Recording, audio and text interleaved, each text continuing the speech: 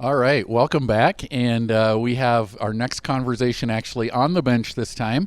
And it's another one of the people that I'm so proud to know and the amazing staff people here. So it's Jon Soweidy. And I probably butchered that name, but I'm really tired. But just so glad that you're here, and thanks for being here so late at the rescue mission. I think it'd be cool if you just shared a little bit about your journey and how you got to the rescue mission.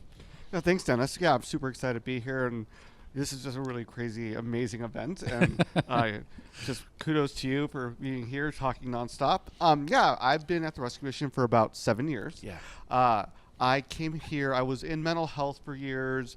Actually, a lot of the population I was working with in residential treatment centers were probably on the streets at some point, but thankfully they got connected to mental health services. But they were really just a couple steps away from being back on the streets. Yeah. So I did that for about 20 years. And had some connections through church with other staff members here, and just was invited to say, hey, would you be interested in working at our transitional housing programs here at the Crossing? And I'd never thought about the rescue mission. I was always just doing mental health work, or I was doing campus ministry. Yeah. But the biggest thing that gets me excited is I love seeing people change. I love seeing growth, whether it's from a mental health perspective, whether it's a housing perspective. Like, if I can see brokenness go into wholeness, some people who make a change of mind or change of character, seeing things just get redeemed, like that's what gets me going. So the mission provides, I get to see that every single day when I come to work. When I was doing work with our men in our recovery programs, in our transitional housing, and now I've moved on to a different role. I'm the director of program administration, which now means I handle some of our government contracts, but I also get to be part of our rapid resolution prevention programs, where again I get to see lives transform and change on the daily basis. Yeah, that's so cool. So if I back up a little bit, 20 years in mental health, like that's a lot longer than a lot of people can do that. What sustained you? How did you make it that long working in mental health? I think I've had really good mentors. I think that's something that was really critical for me, is people who gave me perspective of you're not going to change everything, and realizing also, like, I'm not the one in control, right? God's the one in control. Like, I'm not in control of other people. As much as I would love for the clients I've had in the past, like, make always great choices and save money or don't do drugs or all these other things, I know I am not in control of that. Ultimately, they're making choices, but I also believe in a good God who's gracious and merciful, that is working in their lives and helping them transform. And so I think that's what really helps sustain me, of like, okay, even though I see someone take 3 steps back, it's not the end for them, right? Yeah. And also in this work as well, we get to see just amazing miracles happen, right? Like, I've seen people be rolled from a stretcher out of an ambulance coming to our programs, and then a year later they're running a half marathon and are employed. And so where else can you get to see things like that? Seriously, yeah. And that's so funny, because earlier today we were talking about that. You know, part of what we like to do here is believe in miracles, right? Yeah. We say that. And we can believe in miracles for 2 reasons. 1, because of our faith in God, but 2, because we see them, right? Like, that's amazing. Rolling in on a stretcher, and then you're doing a marathon and you're employed a year later. Yeah. That is so cool. So what excites you about this it's a relatively new role for you. What excites you about that? Well, I love being part of the program administration team, because I get to be parts of everything at the mission. So I get to be in high level conversations and also ground level work as well. Yeah. So I get that both end, which so often as you move up in roles, position, you are so distant away from the clients, where now I'm not that far from them. Sometimes I'm engaging with them. I'm really working a lot with our direct staff as well, but I get to work with our directors and helping figure out what is best practices. How do we get better? How do we get really good partnerships with different providers in the city or school districts now as well. And so I love seeing the whole picture and being part and being in the midst of all of it and saying, like, all right, how do we be really good at what we do and be excellent, and also like bring glory to God in the midst of that as well? Yeah. Yeah, which is so cool. So one of the other themes that it's come up like in several conversations already on the bench today, and that has been prevention. And I've been like resisting. I'm like, yeah, we're going to talk about prevention. John's coming. We're going to talk about prevention, and we're finally here. So prevention is something new for Denver Rescue Mission, and you get the privilege of, you've been putting it together and getting agreements with the school systems and leading the program. So why don't you talk a little bit about why we're going into prevention and what that looks like? Sure. Yeah, I think as being part of the Rescue Mission, really seeing the homeless population grow. And year over year, our family populations keep skyrocketing. And always the question is like, are we, our goal, our mission is to end homelessness, one life at a time.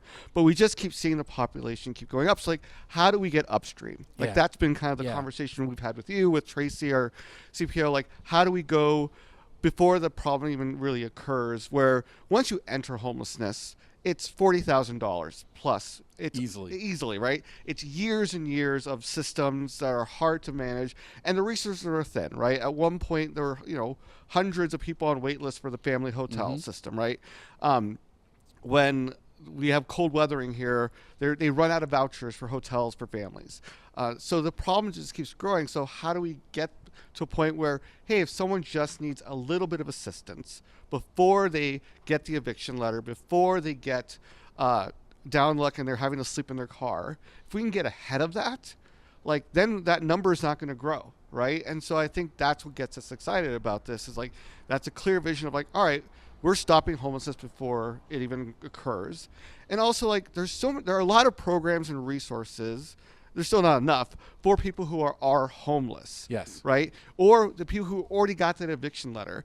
Literally having a conversation with a family this week going like, we don't qualify for anything, but we're struggling to make it, right? Wow. Like we don't and when you hear their story, of course you would qualify. But then when you start looking at policies and regulations, right, from different organizations and different government, guidelines, they just get under the edge, right? And so like, no, like even though you're one penny over or whatever it is, like you don't qualify. Yeah. And so like, with our, thankfully for our donor dollars helping support this, right? Like we are able to be a little more flexible with that, going like, on paper, according to some government guidelines, you're supposed to be able to survive, but your car broke down or this situation happened. Like you're not in a good place, and you're only a stone's throws away of really facing housing instability.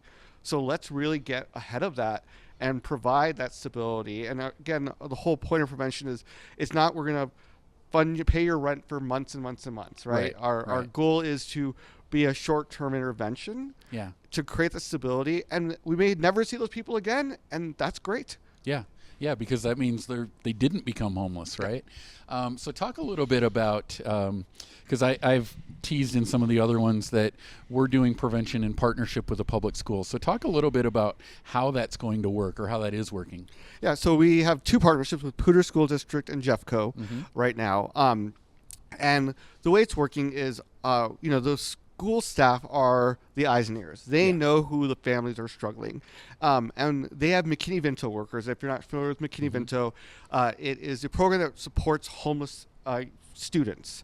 But those staff are also aware of those students who are not homeless but are still struggling and have other issues and things like that. Or maybe they were homeless and they're housed now, but there are some other things going on in their lives.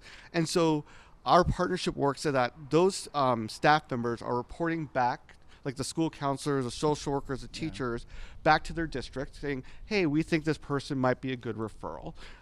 They're doing an online little quick application with us, and then we are the ones reaching out to the family, having conversation with them, kind of figure out like, all right, what's your budget? What was the crisis? We're asking for documentation for some level of proof of, is this, like a real issue? Is this a chronic issue?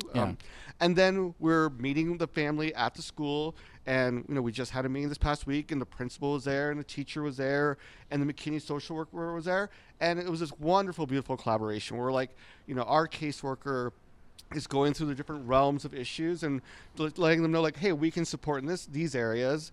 and there were some medical issues with this family, and the McKinney Vento was like, oh, we may have some funds for that.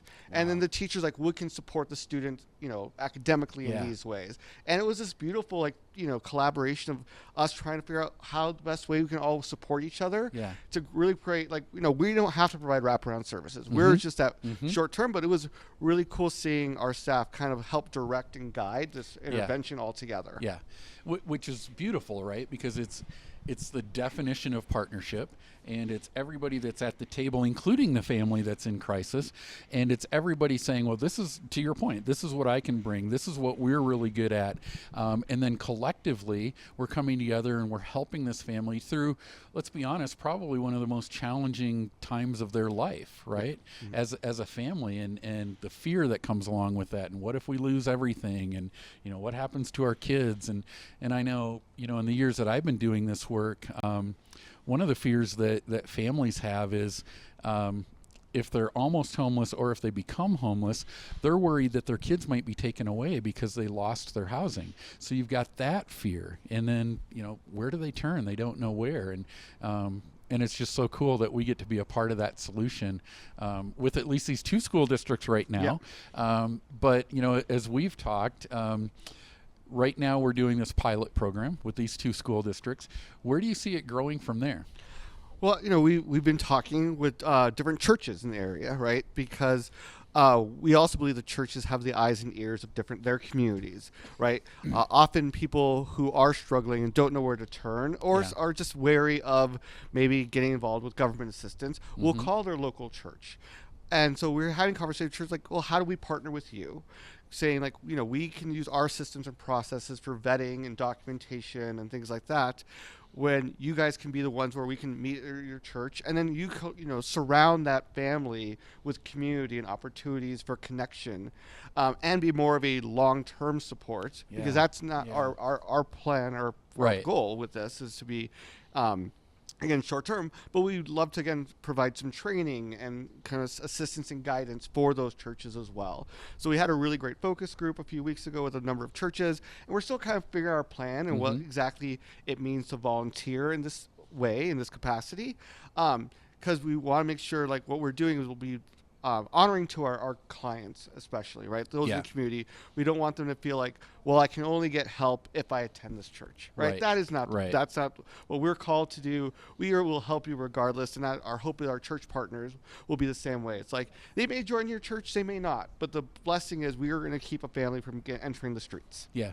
and what an amazing opportunity for a church to be sort of on the ground, hands and feet of Jesus, helping this family that, to your point, may or may not ever join their church, but they're a family that has a need, right? And now we can come alongside the church to help them understand how to better help this family and help more families, and all of a sudden the community gets a little bit better. So what have you found? Because it's never easy to launch a new program. So what have you found to be the most daunting or challenging part? I think the daunting part is sometimes the scope of work. Because again, I think we are being pretty specific, right? We are looking for, right now with our partnership, we can't give rental assistance to everyone who calls the Denver Rescue Mission. We actually used to have a rental assistance program years ago. We did 150 plus calls a week. Wow. Right? And it was overwhelming. We couldn't even keep up with just the calls, right? Yeah. And then vetting to see if they actually had legitimate claims or if they already received assistance.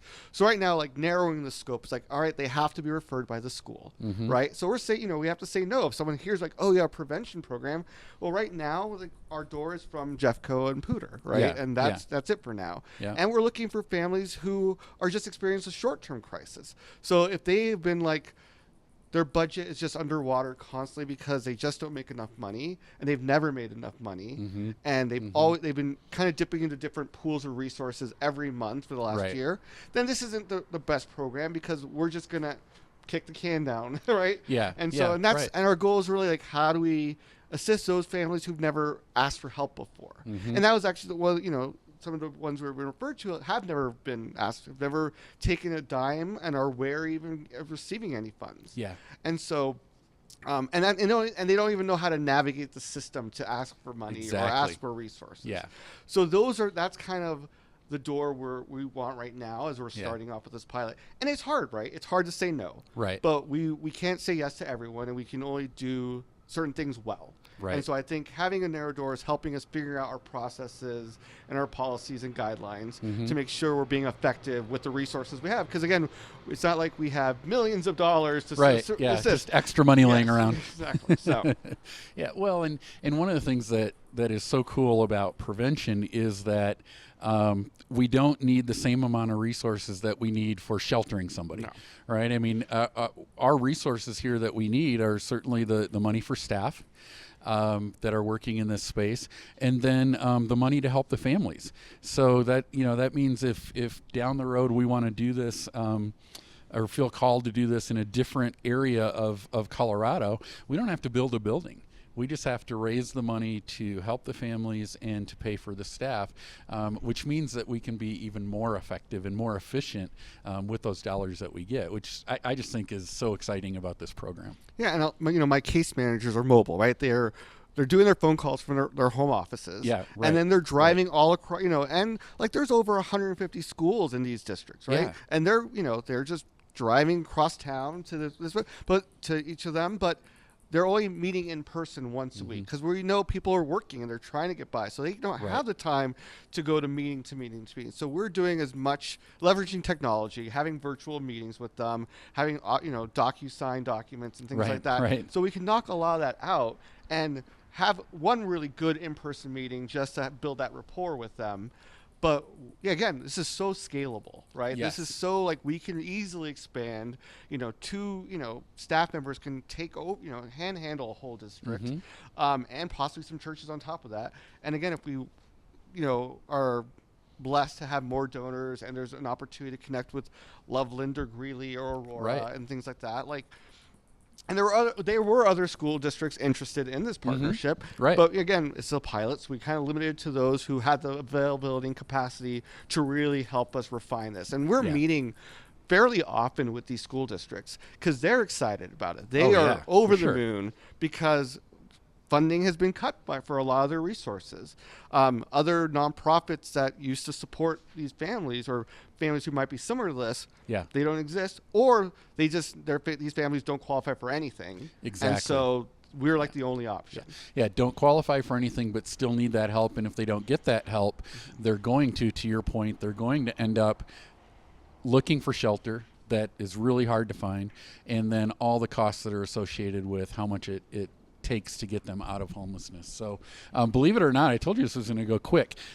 We're out of time, but just want to say thank you for just all the work that you do here, and just for your passion and your enthusiasm for those that we serve, and also for God. So thanks, my friend. Well, I appreciate it. You get to go home and get some sleep. I do. I don't get to do that quite yet. Yes.